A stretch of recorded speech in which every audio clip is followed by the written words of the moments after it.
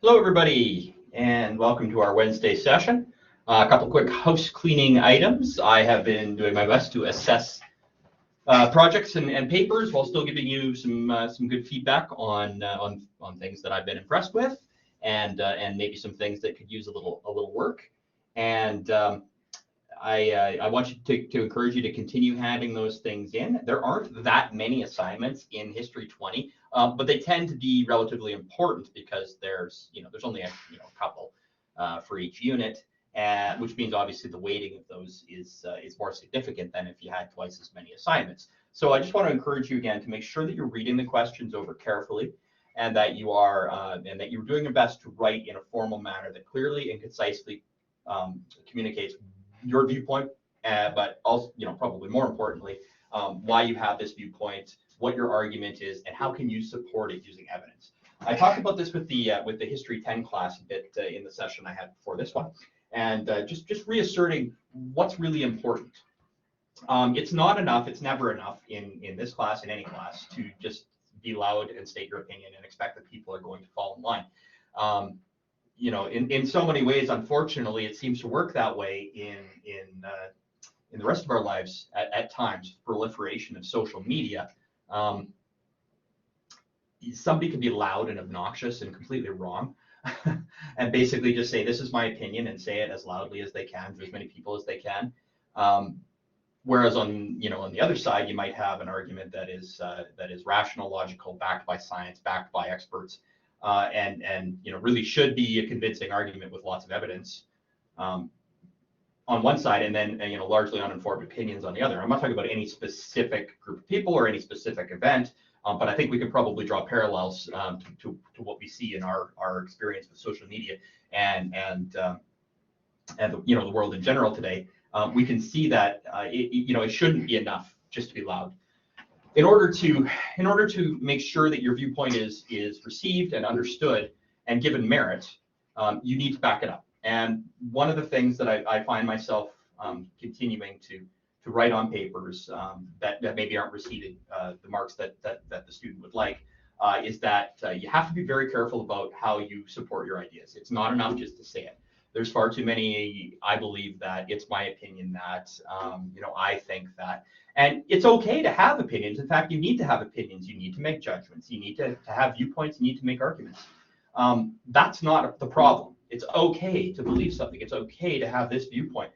But it's not an acceptable level of response for this class, or any class sort of in this range, to just say it and repeat saying it and saying it in different ways. But essentially, the entire paragraph is just, well, I think this. I think this, I think this. It's not enough. It's not going to convince anybody. It may have different words, but it's essentially saying the same thing.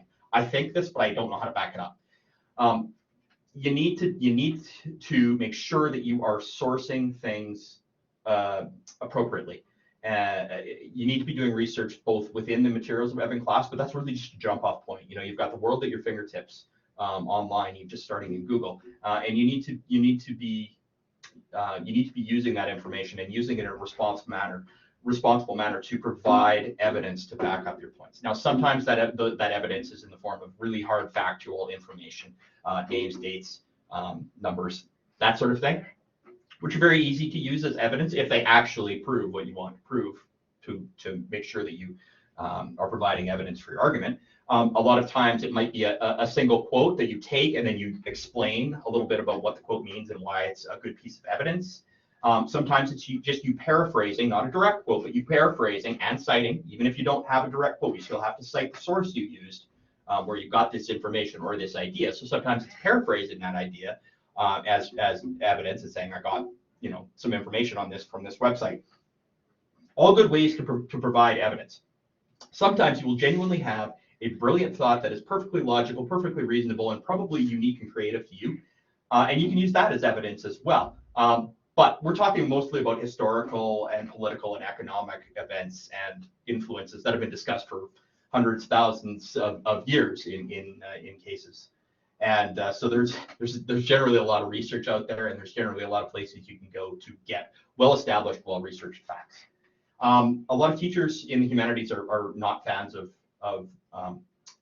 Wikipedia, and I think generally, some of those opinions are uninformed. I am a big fan of Wikipedia, but I am also a big fan of not just using Wikipedia. The reality is that Wikipedia is an edited and peer-reviewed source of information. Now, can you put things up on Wikipedia that are completely false? Yes. Can those things stay up there for for a short to a long period of time? Yes, they can.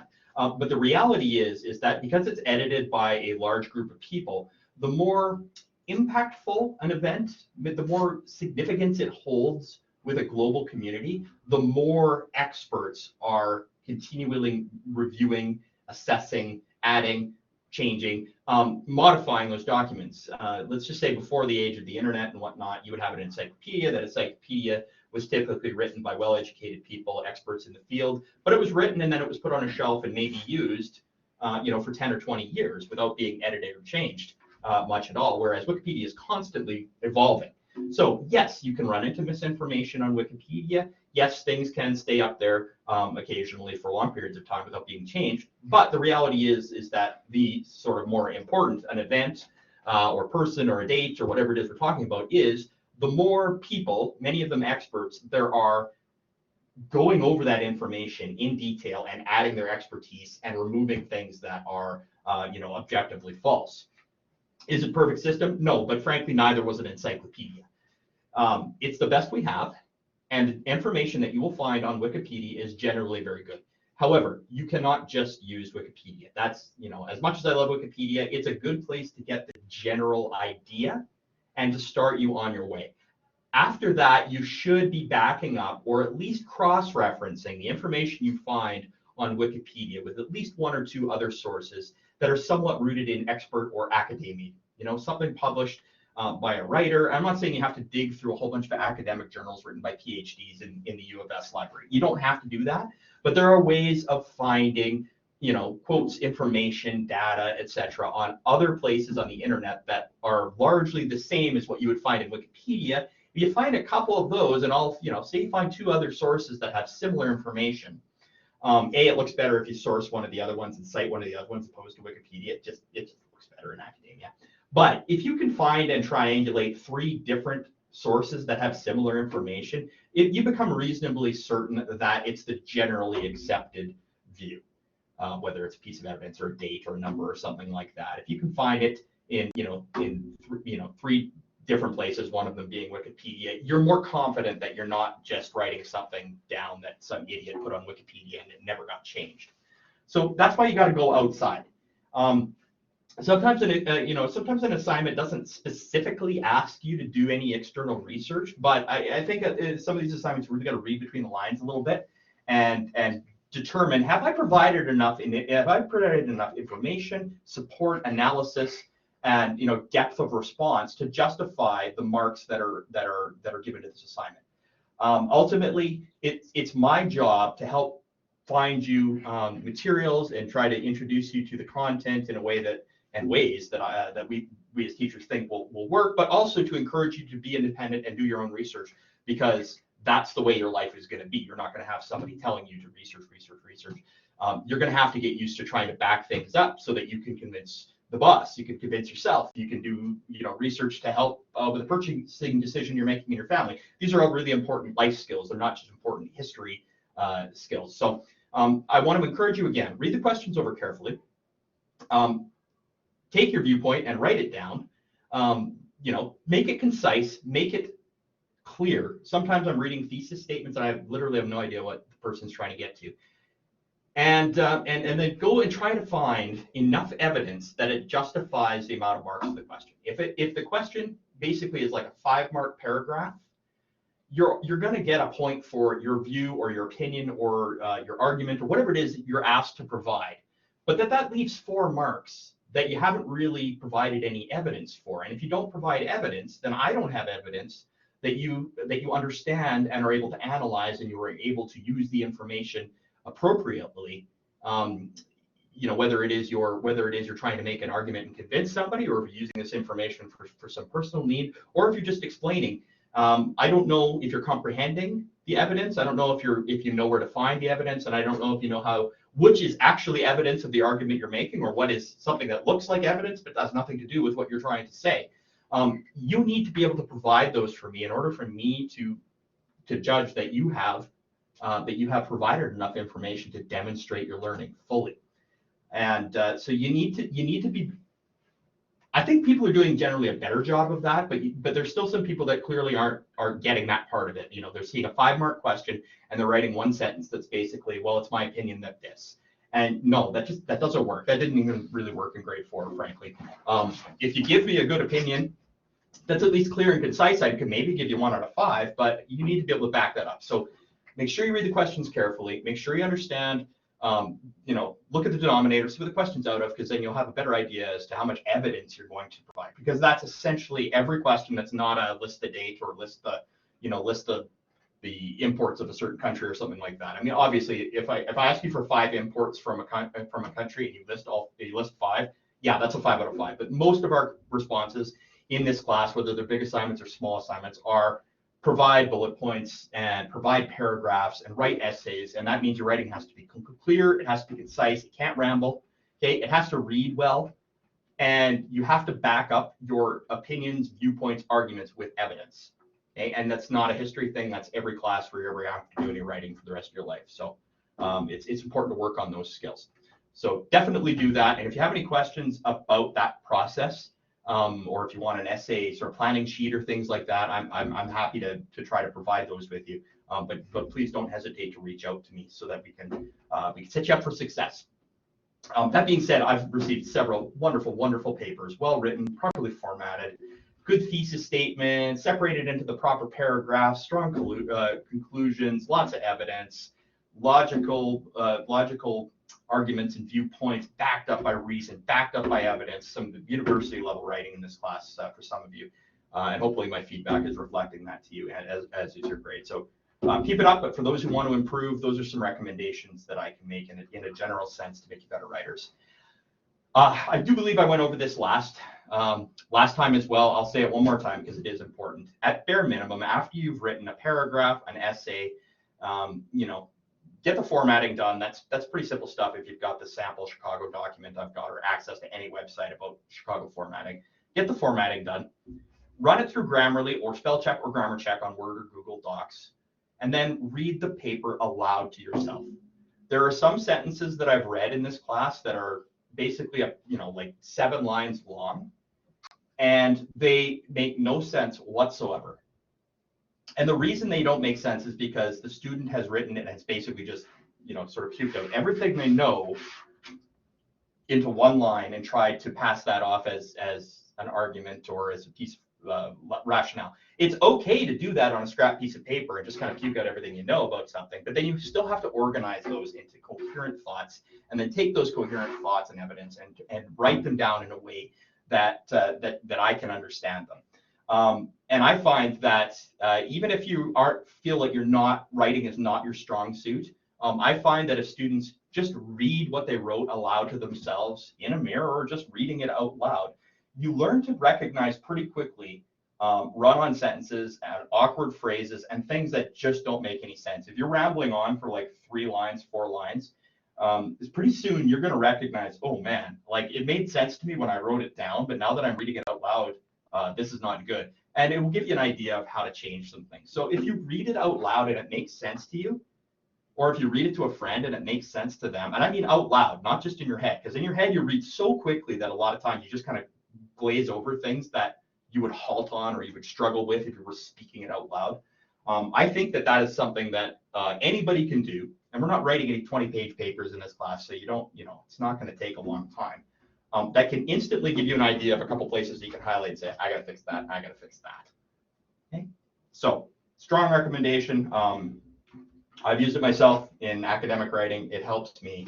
And but I mean, really, if you've got somebody who can proofread your stuff and a parent, a sibling, a friend, or something who's a good writer, that's probably always the best way to get to improve your writing skills, the revision cycle, as it were. But I'll leave the rest of that to your English teachers. Okay, so I'm going to try and get through World War II, because I kind of just started World War II in the last session. Oh, sorry, last housekeeping item was, last housekeeping item was the Friday sessions. I think I already went through this, but I'll just reiterate quickly. I put out some feelers and sent out a survey asking students what they want to do with the Friday sessions because they weren't particularly well attended, and what to do with the Wednesday sessions. The evidence that came out of that matched for both History 10 and for History 20. And what students seemed to want was the Wednesday sessions like this one to still be related to content. You know, what are we supposed to be learning about at the time? Maybe I can provide some elaboration. If students are here, I can answer some questions. If I notice things on assignments that I can address with people, I can address them as a group, just like I did about the providing evidence and improving your formal writing skills and things like that. That this is the time and place to do that. So that was relatively it wasn't unanimous, but the majority of all the students said yes. Let's keep the Wednesday sessions the same. And similarly, the 10s and 20s were pretty well in agreement that those Friday sessions should be more targeted and should be more of a students preferred a come and go kind of idea where I would be in the room available in the morning, and anybody could drop in with a specific assignment, concept, video, question, material, reading, and get some quick answers that are very targeted and very focused upon what it is that they're struggling with or that they want a little bit more information about.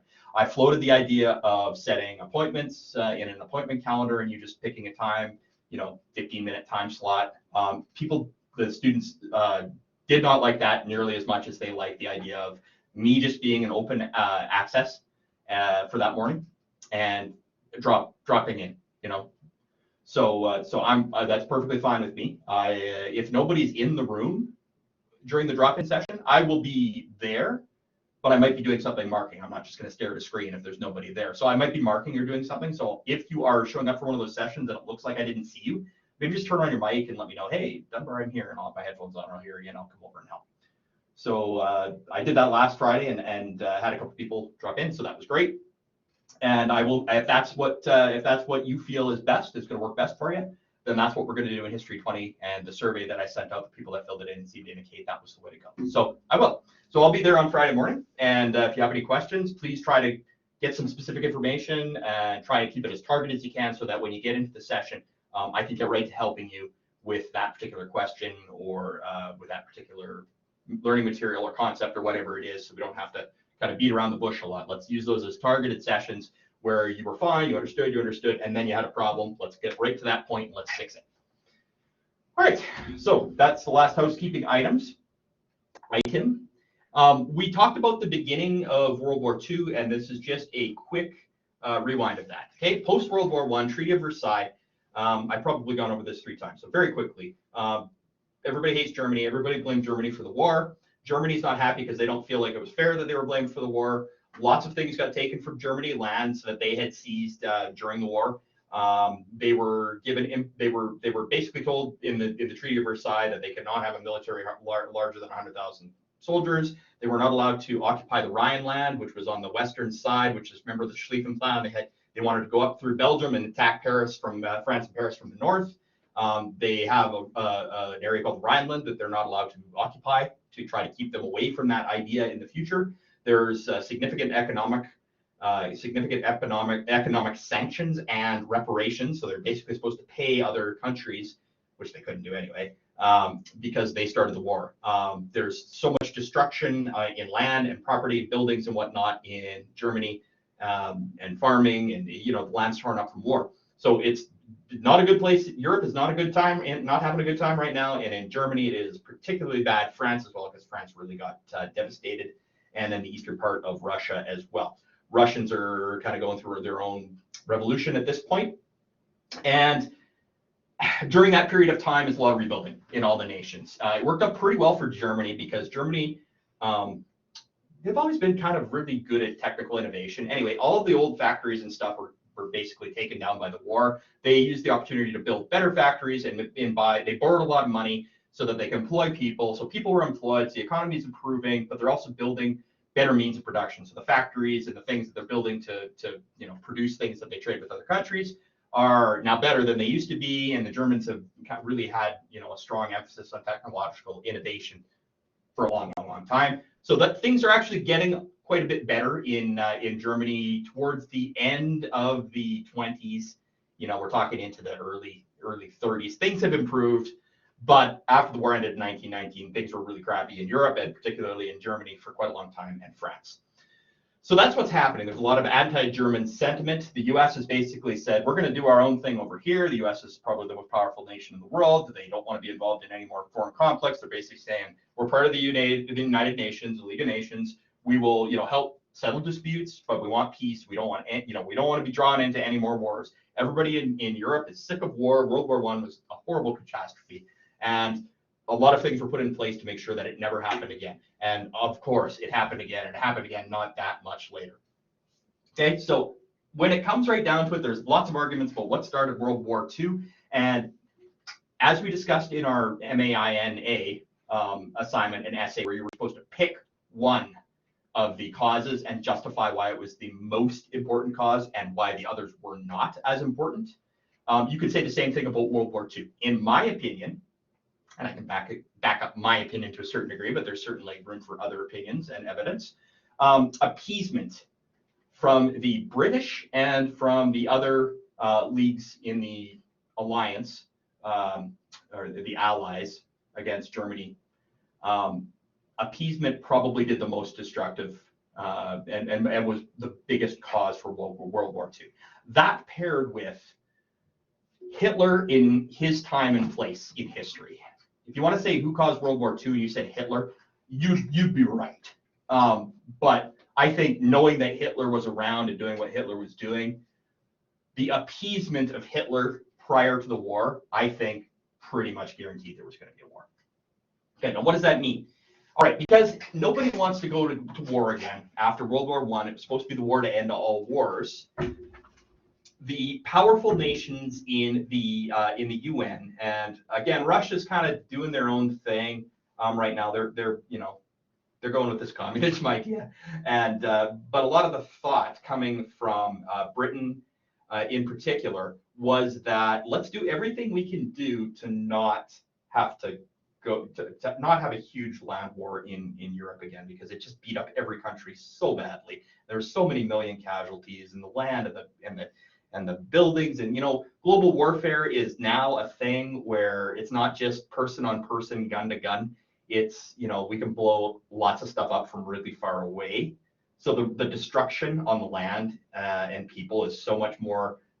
It's so much easier to do with the new technology. You're bringing planes into battles, you're bringing tanks into the battles by the end of World War I. There's bombs and gas and things. It's a significantly different war. A type of war than had happened in the past. So they really want to avoid having to go through that again. And Britain's Prime Minister, Neville Chamberlain, was a big fan of the concept of appeasement. And the concept of appeasement was essentially try not to make a big deal about some things some of the smaller things. And we're talking in a political and military sense. Essentially give the bully some of what they want, and maybe they won't make a big deal of the whole thing, which clearly didn't work. I think it rarely works in real life as well. Anyway, Hitler, let's go back a little ways. Hitler was a World War I soldier. Hitler was a failed artist. Hitler was, by all accounts, a very, very mediocre talent in anything that he did. There was nothing really distinctive that earmarked him for one of the sort of biggest leaders and most influential people, definitely for worse than better, but most influential people in the history of the world. There's not too many places you can go in the world, even now, some 70 years later, where you find people that had no idea who Hitler was, right? It kind of transcends culture, unfortunately, and for all the wrong reasons. Anyway, Hitler, not very talented, but very, very ambitious and passionate. He starts attending some subversive rallies in Germany, smaller parties back then, but mostly socialists. They a lot of union and labor support the factory workers, the common people, strike down tyranny, that sort of thing. They strongly believed that the government that was currently running Germany was a puppet government put in by the Allies in order to make sure that Germany didn't cause any more problems after World War I. And to a large degree, they were right. That's what it was there for. But people at the time, don't forget, this is sort of late 20s, late 20s-ish. Germany wasn't in great shape, and people were already pissed off that they were essentially being blamed for the entire war, and people were poor because they have to pay reparations, I mean, as a nation, to these countries because of the war. Germany's just like everybody's doing really poorly. And that tends to sow the seeds of discontent. So people are upset about that, and then they do their best to rally with other like-minded people who are upset about it and make some changes. Hitler seized upon this, and Hitler's greatest skill, at least in my opinion, was his orator, his ability to be an effective orator, his ability to motivate the people that he is speaking to. He was an excellent salesperson, but not just in a one-on-one manner, more in a speaking to a crowd. He understood how to get a crowd riled up and right in the palm of his hands. And he was a very, very emphatic speaker. If you've ever seen any footage of Hitler speaking, he's yelling and he's in very sharp German words, and his hair is flying all over the place. He's pointing and he's doing stuff like this. He was not composed. He knew exactly what he was doing, and he was an intelligent person. He knew exactly what he was doing. He knew exactly how to speak to the people at the time in the places that they were, in time and place that they were, in the situation they were, to generate the most support and emotion for his cause. And if it had been a good cause, then that might not have been as such a big deal as it was.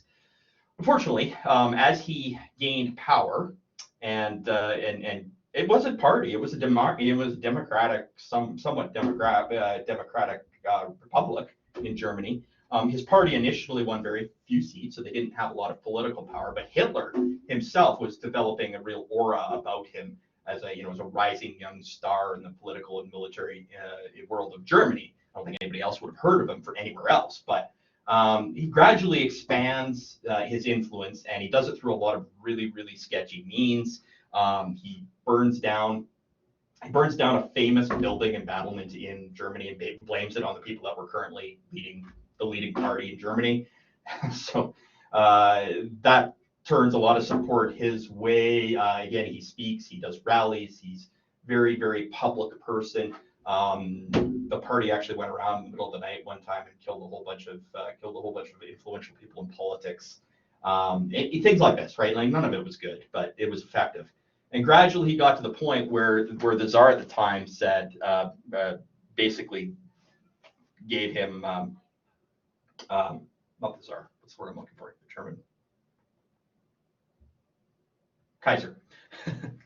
The Kaiser basically gave him power of the country for a year. And to this day, I'm still not sure what's behind the scenes and all that, but Hitler definitely had a following. He definitely had political power, but not enough of a democratic advantage to actually officially take control of the house. But he was granted it by the Kaiser, and he used that power. Once he got it, he wasn't giving it up. So essentially, he's running. He's not the Kaiser, but he's running the country now. And the party is full on. It's no longer the National Socialist Party. They renamed themselves the Nazis a long time ago for short.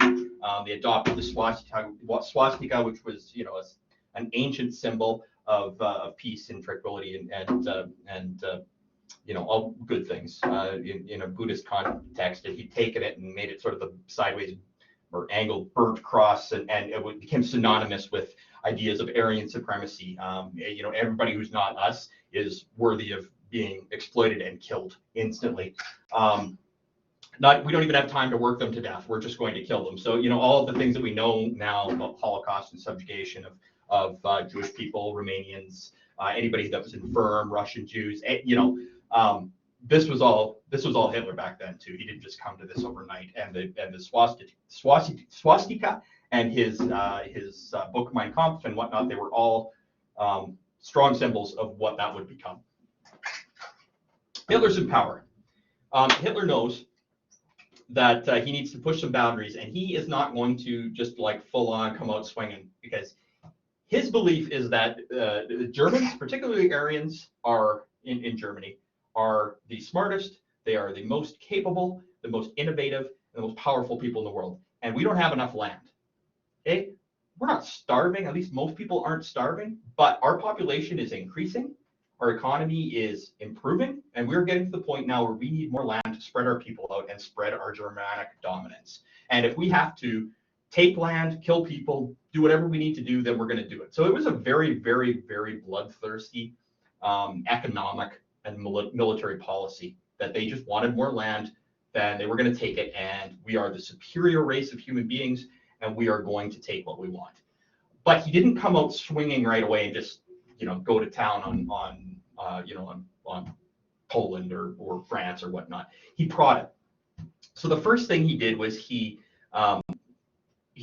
slowly, and tried to do it secretly, but you can't do anything really secretly in the age of spies, built the army to well in excess of what he was legally able to do by the Treaty of Versailles, which he basically denounced anyway. He said, they forced us to sign the Treaty of Versailles, I don't recognize it, blah, blah, blah. So he's trying to secretly build his army to a point where they get considered a major military strength in Europe again. And so he's gone way past his 100,000. He's allowed 100,000 troops by the Treaty of Versailles. He gets to like 500,000 or something like that. And France is worried because France also has been rebuilding from World War I and all the battles from before that. Remember, like, Europe has been in constant conflict for hundreds of years at this point. France is very nervous because they see this rising political power, and it's dictatorial power. It's totalitarian. It's Hitler is in charge, not Hitler's party's in charge. Hitler is in charge, and they see what's happening in Italy, where a similarly minded individual, Benito Mussolini, is leading a fascist government, which is also a type of totalitarian government in Italy. So you've got these two very, very strong personalities who are both ruling their countries and are doing it in what seems to be an aggressive and military manner. And they are right beside France. And France is going like, oh man, like, I don't like the looks of this. So France is trying to encourage the formerly allied nations, particularly U.S., Britain, Russia was involved, although not officially, in the League of Nations, let's do something about this. We need to be allied again. We need to do something about this before it gets worse, because France, rightly so, is concerned that Germany, Italy, or both will attack them. And the British, they're not quite so sure. The British, again, led by the Prime Minister, was Neville Chamberlain, wanted to try to maybe negotiate with Hitler. And I don't think they had a really strong understanding of who Hitler was and what his motivations were at that time period. But Neville Chamberlain, he wasn't an idiot. He was trying to give a little in order to save a lot, and try to negotiate and come to a compromise, I guess, with Hitler. That yes, maybe the Treaty of Versailles went a little too far. Let's talk about a few of these things. Let's grant a little territory. Let's grant a little leeway, and then maybe we can, everybody can calm down and go home. Not the kind of guy Hitler was, but I think Neville Chamberlain was hoping that was, and the British Parliament was thinking that was the way to go about it. So unfortunately, they didn't really do anything about Hitler's about the army. Also, Hitler had met with the leaders and had showed up several times and had actually made agreements that, okay, if I get what I want, if I get this landmass here, if I get the Rhineland, if I get, if I take parts of what Russia took after World War I, or Romania or Poland, if I take these German-speaking parts and get them back in Germany again, I'll be happy, Hitler says. He says, basically, I'll get what I want. I've got what I want. I don't want anything else. I'll go away, and everybody's happy. He lied. I mean, he instantly broke those agreements. He also, he was planning the entire time that he was going to eventually go to war and try to expand the empire, because that's what he wanted, and he genuinely believed that they had the military might to do it and to maintain it. So Neville Chamberlain and the UN and the League of Nations are trying to appease Hitler. They let him get away with overstocking his army. They let him get away with building, planes and tanks and military weaponry and things like that they shouldn't have been making. They one of the big ones is they gave him some territory, some formerly German territory or Prussian territory so German-speaking people were basically back in Germany again. And again, he said that would have been enough, and that was fine, but it wasn't. And then he occupied the Rhineland, which was the area between Belgium, the Benelux countries, and Germany, which was a big no-no in the Treaty of Versailles, because they wanted to keep him away from that area where he could sweep through Belgium and go to the north of Paris and take France that way. And Chamberlain I mean, he's always blamed for it. I wasn't there. I don't know if it was strictly Chamberlain. I think he was just the figurehead for the Allies and the British Parliament, but they didn't do anything about it. They didn't say, okay, France, Russia, US, give me some troops. We got to go shut this Hitler guy down right now because bad things are on the horizon. They didn't know that that was the case, but if that had happened, it might not have, my opinion and my contention is it wouldn't have gotten to the point that it got to. The appeasement continually gave Hitler more means to wage war and also more confidence to wage war. And he was very confident, Hitler was very confident in the idea that the rest of the people that he fought, or the rest of the nations that they fought in World War I, were not going to do it again. He was pretty confident of that.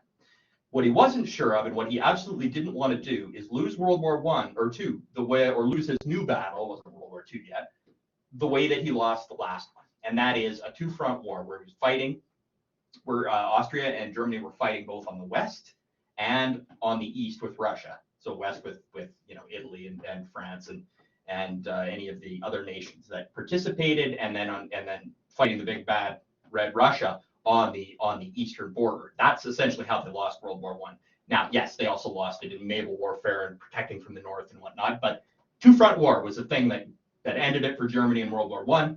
Hitler knew that if he was gonna take this land, if he was gonna win the battle, he needed to not have a two-front war. So what he did is he secretly he secretly agreed to a pact with the Russians at this point, the Bolshevik Party, Stalin, I believe, and said, okay, let's have a truce, you and me, Russia and Germany, and then when I win, we're gonna separate out the rest of Europe between the two of us. So basically, Germany was kind of saying, you don't even have to fight with me. You just have to not attack me. And then when I'm done taking over Europe, we'll split it up so that it works for both Russia and for Germany. And Stalin thought that was a pretty good deal. So they kind of secretly agreed that that's the way it was going to go. And now Hitler, in his mind, believes, okay, I've taken care of the biggest thing. And that is, I'm not going to have to fight Russia at the same time as fighting the Allies on the West Coast, or the western side of Germany. So he was really confident. Also, he knew that he had support from Benito Mussolini in Italy. Italy was formerly on the on the other side. Remember, for World War, they were part of the Entente in World War I. But now with Mussolini, there's more of there's an alliance with, or at least growing sense of respect between Hitler and Mussolini, and he's counting on Italy as an ally, which wouldn't have formerly been an ally. And also, occupying places in what was formerly Austria-Hungary, now Austria and Hungary and whatnot, had some support in those areas. An unexpected source of support was Japan. Japan had a long history with China, and there was a second Sino-Chinese War. Essentially, Japanese had been very aggressive in Asia. Japan's Asian, but it's an island, right? But on the other side, they were very active in Manchuria, China, taking land, a lot of atrocities. There's a horrible period about which one of my students wrote, called the Rape of Nanking, and so there was a lot of atrocity happening at the same time as World War II, but also before it. Actually predates World War II. The short story is that there's a very, very strong anti-Japanese sentiment in China, and a very, very strong anti-Chinese sentiment in Japan. Those two nations have been fighting for a long time, and things are bad over there. But Hitler had some support from the military in Japan. General Tojo, I believe, was one of the major military figures in Japan. But this was a new sort of alliance because Japan, could take care of things in the east, the Far East. So we're talking about, the areas north of Australia and the Philippines, that area, and opening up opportunities for shipping, for submarines, for war supplies. Japan had a reasonable air force, whereas China really didn't have that sort of a military at that time. And again, the promise would be, you help us, on our end, we'll help you with China, Manchuria, with the Indo-Chinese War and or battles. I think it was war.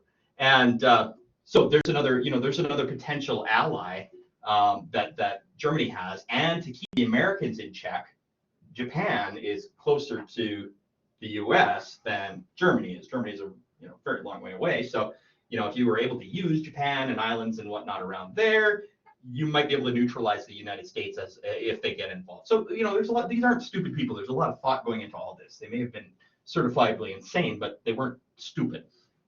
So the alliances are kind of shaping up. Well, Hitler does what Hitler does, and he's got fast, strong, mobile army.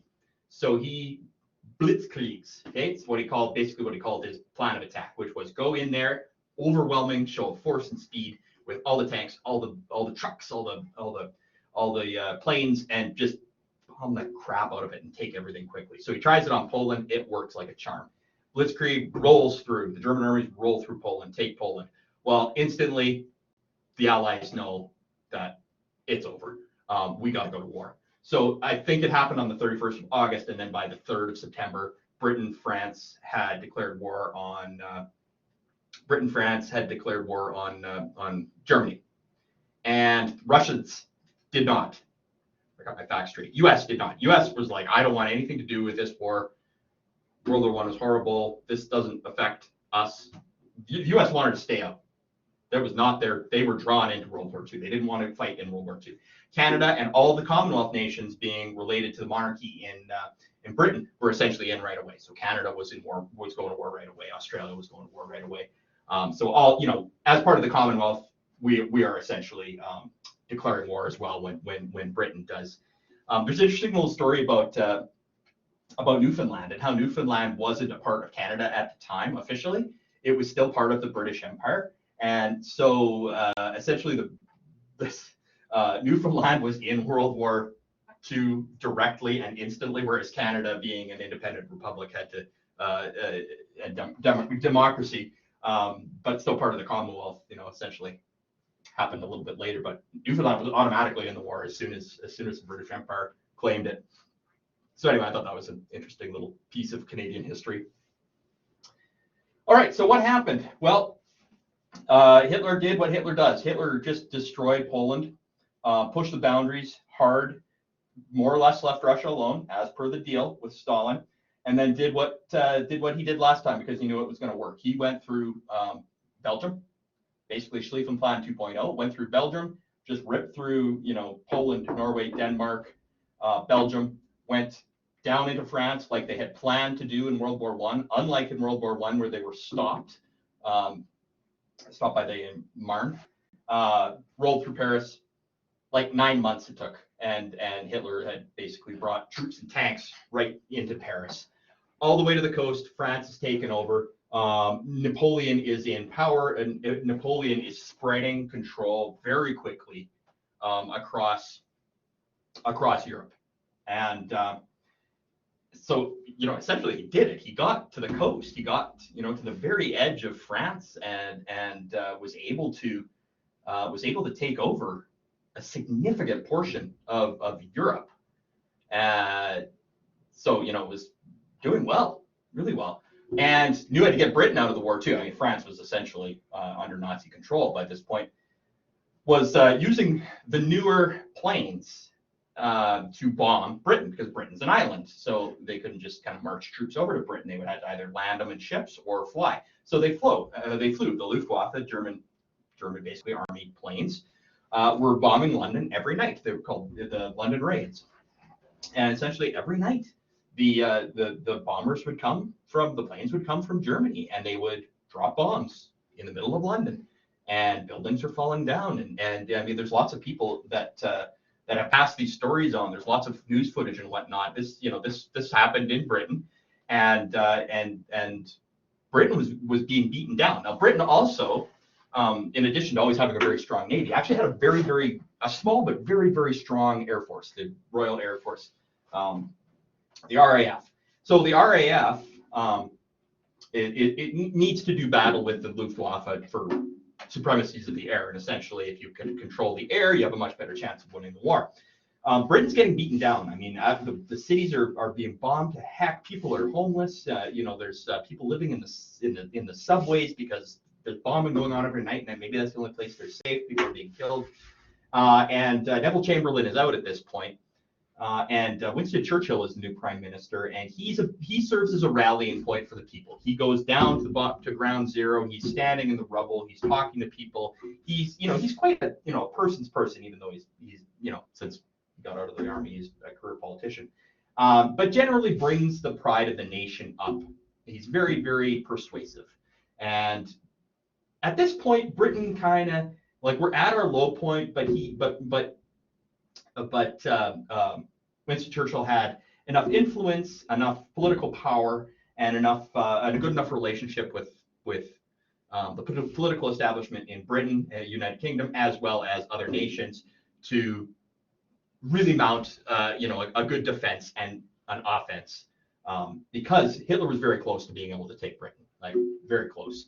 But the RAF turned out to be one of the pivotal turning points for Britain. Now, what Britain had done is they had actually discovered radar, and I think they were working on it in Germany, but they weren't quite there yet.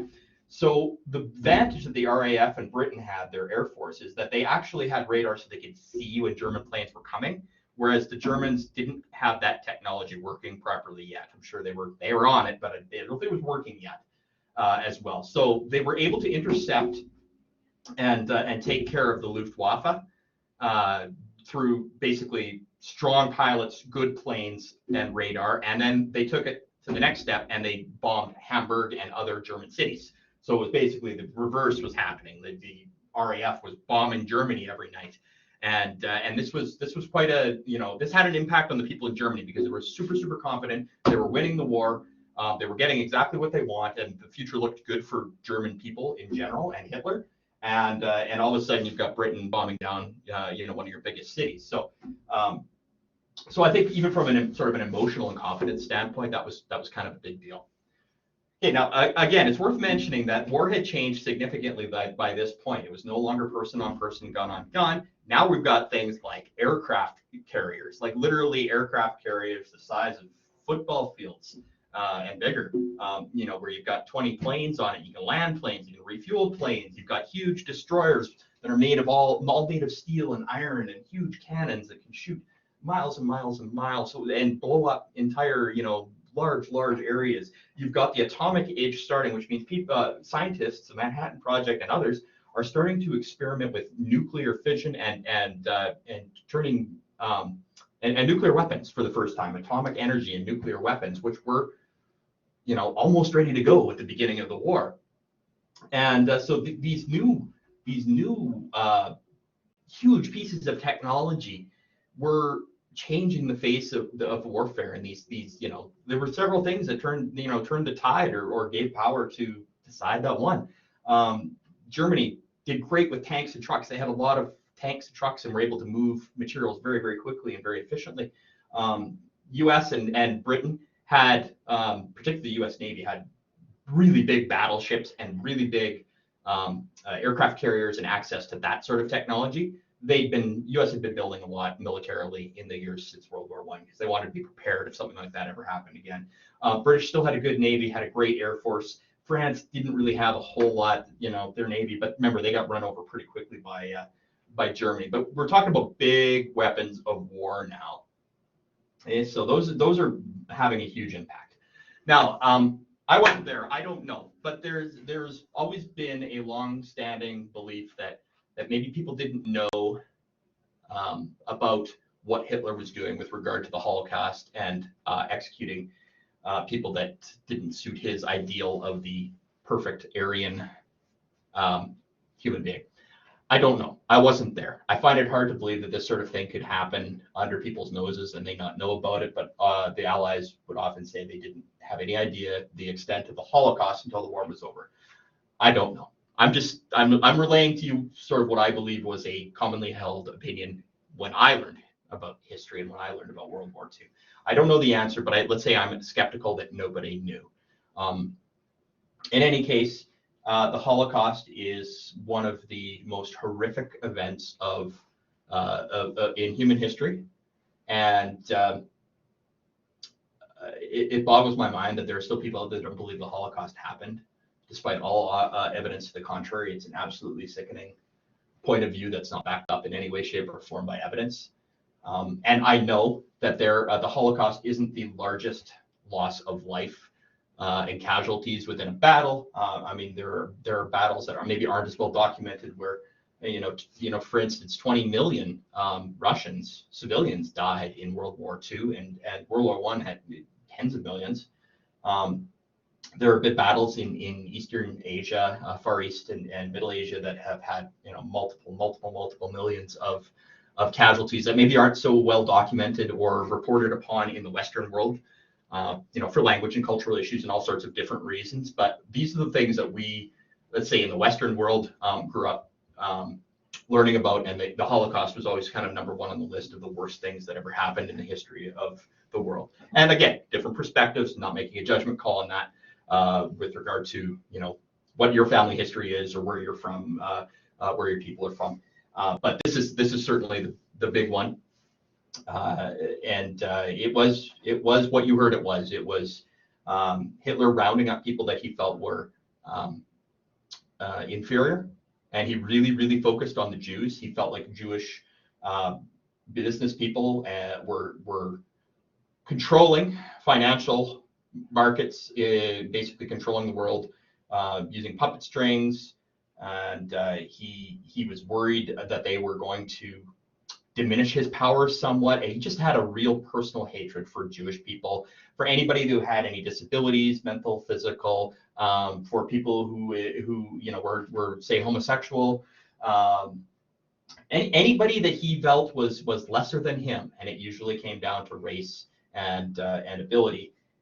He not only wanted away from Germany, he wanted them dead. So they had what were originally termed as forced labor camps, which I guess essentially the idea is sort of similar to what we saw in the Age of Conquest, is that you take, basically you force people to work so that they can mine and manufacture and you can make money off them.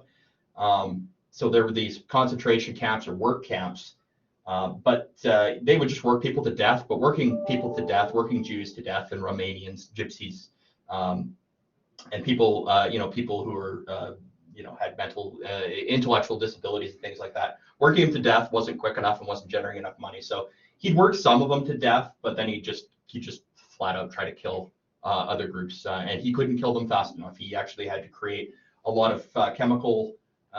There was a lot of chemical engineering at the time designed strictly to kill more people quickly. And even if you've never sort of formally learned about it in school, I'm sure you've heard about the gas chambers and Zyklon B and just the horror of what he did and what they did. You can't blame it all on Hitler. There were a lot of people.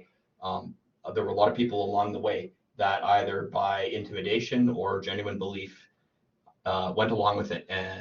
Not one person doesn't kill 6 million people. More than that. I mean, 9 million by some counts.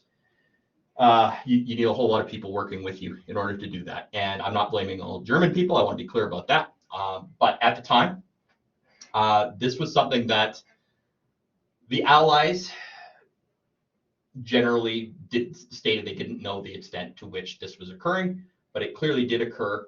And it was Hitler's goal to eliminate Jews and anybody that he felt was inferior. And he did it. I mean, they did it. The final solution, people were persecuted, people rounded up. Originally, Jews were kind of just confined to areas in the city, Jewish ghettos, but they were forced to wear Star of David, a yellow Star of David, identifying them as Jewish. You had to have proper papers. And then eventually they just started clearing out those ghettos and moving people by train to concentration camps, just basically working and killing as many people in that group as he could before the war ended. It wasn't just in Germany. I mean, a lot of the people in concentration camps were, again, from sort of areas now, Romania, Russian Jews, German Jews, Polish people. I mean, there were mostly Jews were targeted by Hitler, but there were millions of other people as well. And it's just absolutely the horror of World War II. 256. I don't think I have time to sort of get to the turning point of the war and the U.S. involvement. So I think maybe I'll tackle that next week. If you need the short version, The short version is that Hitler's an idiot and decided that he thought he could take Russia. And so that little truce he had with Russia, well, he, broke it big time. And then he went into Russia and tried to basically take over Russia. And as usual, or as last time, he couldn't do it. He got a lot closer, but he couldn't do it. Eventually, the Russians fought back. Now he's fighting. He believed he could do it because he had France captured. So it was only going to be a one. He was not as worried about the shore of France as he should have been, and he was really only wanted to fight one front, and that was going to be Russia this time. Now that he had France, but that backfired on him because winter in Russia is not friendly. Russians were pushed back by a superior German army. Eventually, the Russians mounted counterattack, managed to isolate some very important Russians or Germans, as particularly a tank commander named Guderian, if I remember correctly, and starved them out during the winter. And that took a huge dent put a huge dent in Hitler's army. At the same time, he had convinced, or at a similar time, he had convinced the Japanese that it would be in their best interests, and it didn't take much convincing, to bomb Pearl Harbor because that's where a lot of American gunships and naval power was. And that brought the U.S. I'm still not sure about the motivations for this. Actually, it definitely wasn't Hitler wanting this because he didn't want the U.S. anywhere near the war. But the Japanese felt that was going to be a prudent move in order to lessen the effects of American influence in Asia. So they attacked Pearl Harbor, which is in Hawaii and is a big naval base. And the U.S. did have the majority of their ships generally in that area and docking that area. However, a lot of them were out on training missions when the Pearl Harbor attack had happened. I believe it was December 7th of 41. And so the U.S. kind of got a bit lucky that a lot of their big battleships and aircraft carriers weren't in Pearl Harbor because the Japanese bombed the crap out of it, and that the U.S. went to war based on that. Now Germany's also got to contend with the Americans, and the Americans went both ways. They participated in the D-Day attack, which was, this was generally the idea that they were going to, all the Allies were going to attack on the French coast. So there was going to be fighting in the west and up through Italy. So they were going to come up through south through Italy, and then also the U.S. had sent a lot of troops to the Pacific Islands, so out toward Japan to try to take the attack to Japan. And all of these things kind of came together and eventually pushed Germany to the point where Hitler knew he couldn't win. Hitler killed himself. Himmler killed himself. Basically, Hitler's upper echelon either committed suicide or were arrested, and then most of them were hanged later at the trials of Nuremberg. And we'll deal with what's after World War II later. But essentially, Hitler's growing sense of insanity, and he was, by the end, Hitler was a shell. He was taking drugs like methamphetamine and all sorts of crazy drugs all the time. He was erratic. He was completely irrational. He was just a shell of what he was by the end of the war, and making poor decisions all the time. And everybody was afraid to tell him that he was doing the wrong thing, because he would just, he'd have to be killed for sure. But the combination of the U.S. getting into the war, of a very poorly planned and failed attack on Russia, and got him back into a two-front, you could argue a three-front war once the Allies were coming up through Greece and through Italy, and then they captured, the most important thing, they captured the shore on D-Day in France, Normandy, and were able to turn it again into a 2/3 front war. Once they got a foothold in France, the Allies had the military might, the technology, the power, and the expertise to push Germany back. Eventually, Germany suffers too many casualties, runs out of, basically the things they need to make war: people, guns, power, money.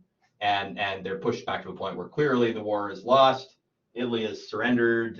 Hitler kills himself. Germany surrenders, and then we'll get on to what happened after. But after D-Day, which was 44, I believe, the war ended relatively quickly. Germans were pushed back, but they had taken a lot of Europe. a lot of years, more than I think anybody thought that they were going to kill. Nobody had any ideas like in World War I where this war would be over by Christmas. It was clearly going to be a large, long battle. But once the Russians and the Americans got involved, the writing was definitely on the wall for Germany. Actually, the Japanese, I think, were the last to hold out. The U.S. by this point had fully developed nuclear weapons. There were two in particular. One was called Fat Man, and the other one was called Little Boy, I believe. And they were atomic weapons. They were nuclear weapons, and the Americans had them. And I don't believe the Japanese believed that the Americans had them because they threatened Japan repeatedly to stop, to admit defeat, to surrender, agree to an armistice, or we're gonna bomb you. And by historical accounts, Japan just refused, and then the U.S. dropped, the President Truman dropped two big bombs. He dropped two atomic nuclear weapons on Nagasaki and one on Hiroshima. You may have heard those names before, and killed hundreds of thousands of civilians. And it's horrible. It's really horrible. And then shortly thereafter, Japan surrendered, and then essentially World War II was over. But again, big scale, big weapons. War is totally different. Again, millions and millions and millions of people killed. Holocaust, famine.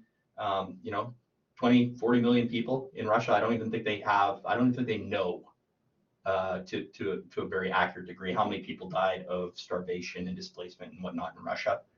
And killing of citizens and regular people, people that aren't in the Army or Navy or Air Force, killing of citizens in record numbers, and the modern tech allowing that. So that's kind of the big part of World War II. I mean, you can really get into the details with these things.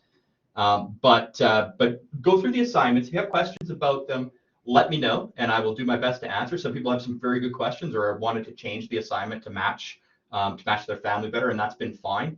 One thing I will say is you got to give this the attention it deserves.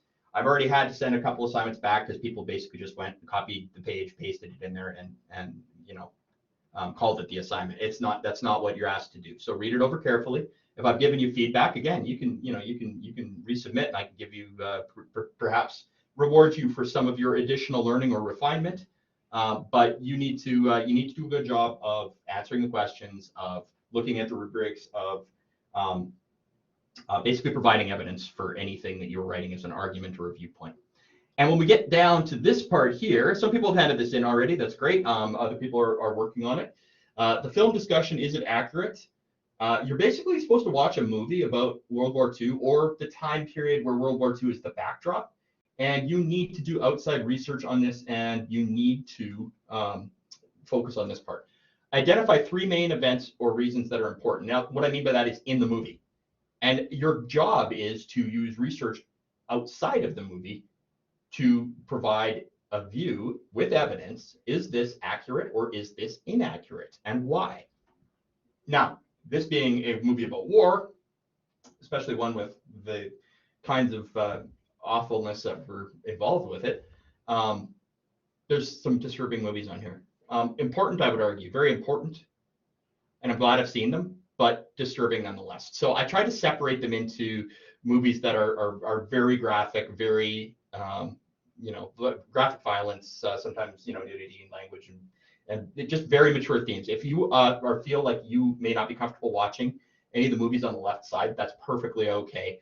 Some of the other ones, I mean, these still we're talking about war, so none of them are completely, what do we consider mild, but milder, and maybe not so much about the guts and gore of war, but more about the politics behind it, or what's going on with common people or oppressed people or whatnot. I put those on the right. So those were all on one list before, and I tried to separate them out a little bit. So if there's, if you want to talk about this assignment for whatever reason, it's not working either way, we can try to figure out something different, but I'm hoping that most people are comfortable picking a movie on one side or the other, doesn't matter to me which, and following through on the assignment. I do ask, though, if you're not 18 and you plan to watch one of the ones on the left, please discuss it with a parent or guardian before you select a movie. I don't want it to be said that I didn't warn you.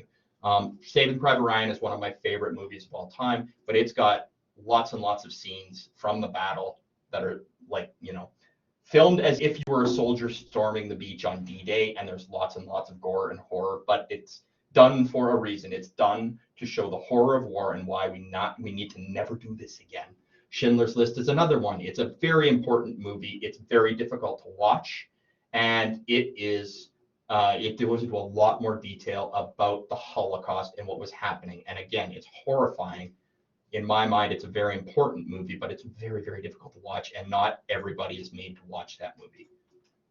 Jojo Rabbit was actually very interesting. It was like a dark comedy written about a boy who was in the Hitler Youth and had an imaginary friend who was essentially Hitler. Very interesting. This would be one if you want to point out things. This one and Inglourious Basterds, which is a Quentin Tarantino take on an older movie also called Inglourious Basterds. This is one that's got, it's got a lot of things in the movie that are completely inaccurate, and it's done on purpose. So if you want to take the argument that these important events in the movie are inaccurate for these reasons, lots of stuff in this movie are completely inaccurate on purpose. Same thing with Jojo Rabbit. Whereas if you're watching Schindler's List or Saving Private Ryan, you're probably going to find a lot more events in the movie that were very similar to what was reported in history, as in the directors of these movies. Go to Spielberg for both of them, actually. And the people who made the movie went to great lengths to make sure things were as authentic and truthful as possible, while still maintaining an interesting story. But that's up to you, and you've got to make a decision on what 3 events you feel are the most important, and whether or not they are accurate or inaccurate based upon your research and what you can find. Hopefully you have a little interest in that assignment, and let me know if I can help you. All right, I went a bit over today, but again, reach out if you feel like you're struggling. I'm here to help. We got about 3.5 weeks left in the course, and finish strong. Okay, take care.